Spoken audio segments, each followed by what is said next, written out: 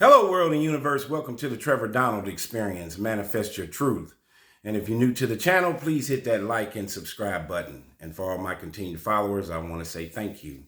And this is an opinion-based video channel where I try to open your eyes and ears up to some of the travails and tribulations that take place throughout our cities, our states, our country, and sometimes around the world. And this is a recent, unfortunate news story straight out of Kentucky. And this has pearls of who has the most power in our courtrooms. And these two positions have to work together. Both positions can have you arrested, put in jail. One can give you a long sentence. One job can give you a long sentence. The other job is to oversee you while you are in jail. And these two positions, they have to work together. So my question to my audience is, who has the most power, or is it equal? We're talking about a case where a county sheriff and a district court judge got into an argument, and one pulled out a gun and shot and killed the other. The county sheriff shot and killed the judge. So of course they had been knowing each other for years, working together.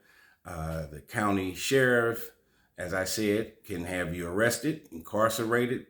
And of course, a district judge can have you arrested and sentenced for a very long time. And they're supposed to have a symbiotic relationship and work together. So what in the world happened at this courthouse to where a county sheriff kills the district court judge? And it is a complete mess. Here we go. Kentucky sheriff charged in killing judge at courthouse. This is out of Frankfort, Kentucky. A judge in a rural Kentucky county was fatally shot in his courthouse chambers on Thursday, and the local sheriff was charged with murder in the killing, police say. That's right. The preliminary investigation indicates Letcher County Sheriff Shawn M. Stines shot District Judge Kevin Mullins multiple times following an argument inside the courthouse, according to Kentucky State Police. Mullins, who held the judgeship for 15 years, died at the scene, and Stines surrendered without incident. The fatal shooting in Whitesburg sent shockwaves through a tight-knit Appalachian town and county seat of government with about 1,700 residents located about 145 miles southeast of Lexington, Kentucky. And we all know Lexington is where the University of Kentucky Wildcats reside, the university. Lee County Prosecutor Matt Butler described an outpouring of sympathy as he recused himself and his office from investigations in the shooting, citing social and family ties to Mullins. So he recused himself, lead prosecutor. They all know each other. They're supposed to be on the same side of the law. We all know each other here. Anyone from Letcher County would tell you that Judge Mullins and I married sisters, and that we have children who are first cousins but act like siblings, Butler said in a statement from his office. For that reason, among others, I have already taken steps to recuse myself and my entire office. Kentucky Attorney General Russell Coleman said his office will collaborate with the Commonwealth's attorney in the region as special prosecutors in the criminal case. We will fully investigate and pursue justice, Coleman said on social media. Kentucky Supreme Court Chief Justice Lawrence Van Meter said he was shocked by this act of violence and that the court system was shaken by the news. Letcher County judge execute signed an order closing on Friday the county courthouse where the shooting took place. So they closed the courthouse. Mullins, Judge Mullins, 54, was hit multiple times in the shooting, Kentucky State Police said. Stines was 43. That's the county sheriff, was charged with one count of first-degree murder and said that the investigation is continuing. It is unclear whether Stines had an attorney. Kentucky State Police referred inquiries about Stines' legal representation Thursday to a spokesperson who did not immediately respond to an email. Responding to the shooting, Governor Andy Beshear said in a social media post, This is far too much violence in the world today, and I pray there is a path to a better tomorrow. Judge Mullins served as district judge in Letcher County since he was appointed by Governor Steve Beshear in 2009 and elected the following year. Mullins was known for promoting substance abuse treatment for people involved in the justice system and helped hundreds of residents enter inpatient residential treatment, according to a program for a drug summit he spoke at in 2022. Judge Mullins also helped create a program offering courthouse peer support for addiction treatment and worked with various healthcare organizations and providers. After the shooting, several area schools were briefly placed on lockdown. So, bringing this story to light, how in the world does this happen? We got a gentleman in his 40s and another one in his 50s. We're talking about Judge Mullins was 54, and of course, the county sheriff was 43.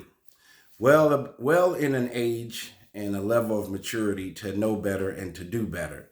They were supposed to be on the same side of the law, to have a symbiotic relationship to make sure that the courtroom, courthouse, the jailhouse, all had cohesion with each other. These are individuals that have to talk and work with each other each and every day, including the county prosecutor. So you're talking about the judge, the residing judge, the prosecutors, and the county sheriff all work for the state. Also remember that these are appointed positions. The county sheriff is an appointed position, and of course the district state judge position is an appointed position. And as you all know, I say all the time in my videos, we in a presidential election, everybody's worried about who's going to be the president and vice president, and we don't pay attention to our local politics. This falls under the chasm of local politics. These are appointed positions. Your county sheriff, you'll see their names on all the on the sides of all of the county police vehicles. You'll see his name, his or her name. Your district judges, there is a little bit of a level of secrecy. You have to pay close detail to who are getting these appointments for these judgeships. So that takes a little bit more work and activity. So I don't criticize people for that. But if you're really, really about the laws and the legislation that are being enacted upon your freedoms, you should take a look at who are your state, city and state appointed judges and how they are legislating and acting on the law, the laws on the books. Something went awry here where you have these two individuals in high appointed positions. The county sheriff, this is the individual that's overseeing the county jail, where there are hundreds, maybe even thousands of people that are incarcerated there waiting for trial, or whether they're going to get out or get convicted and sent to prison. There is a lot of moving pieces as the county sheriff. There's also a lot of moving pieces to be a district judge. This is a person who has the power, he has your life in his hands and can make the power of the pen. He can push one button or write one sentence that could either allow you to be free or to spend the rest of your life in prison. Two very powerful positions. What in the world was going on with these two individuals who were supposed to have a cohesive, symbiotic relationship together? County sheriff, district court judge, and they're supposed to be on the right side of the law. And we find out that they end up allegedly getting into a heated argument, which I'm sure was not the first time.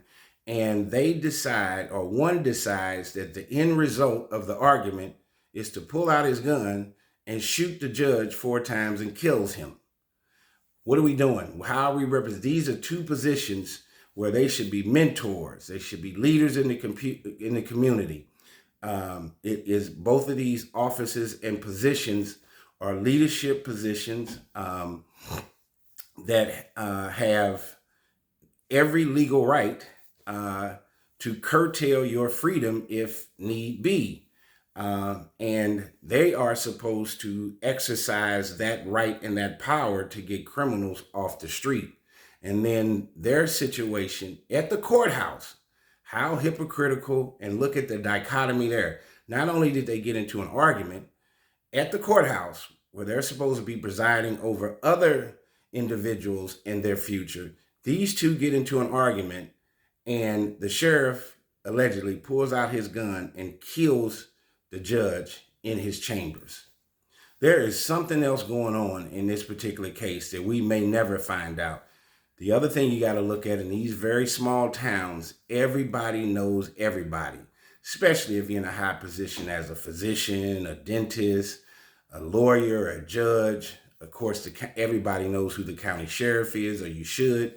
I'm sure they've had dinner together. The kids have interacted. This was a small town. This situation is going to reverberate all throughout not only that small town and the rumors and innuendo, but it's going to reverberate across the entire state of Kentucky. There has to have been something else going on when an argument ends up leading to death.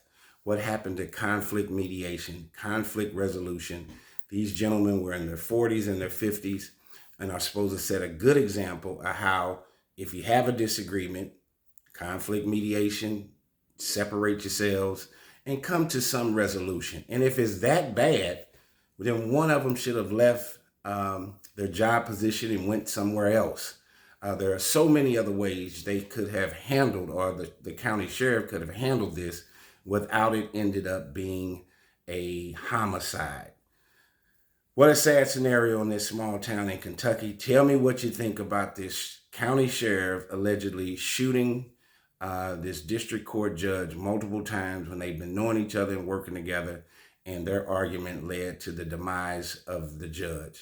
What a sad case. This has been a Trevor Donald Experience. Manifest your truth in a positive, righteous, and God-fearing way.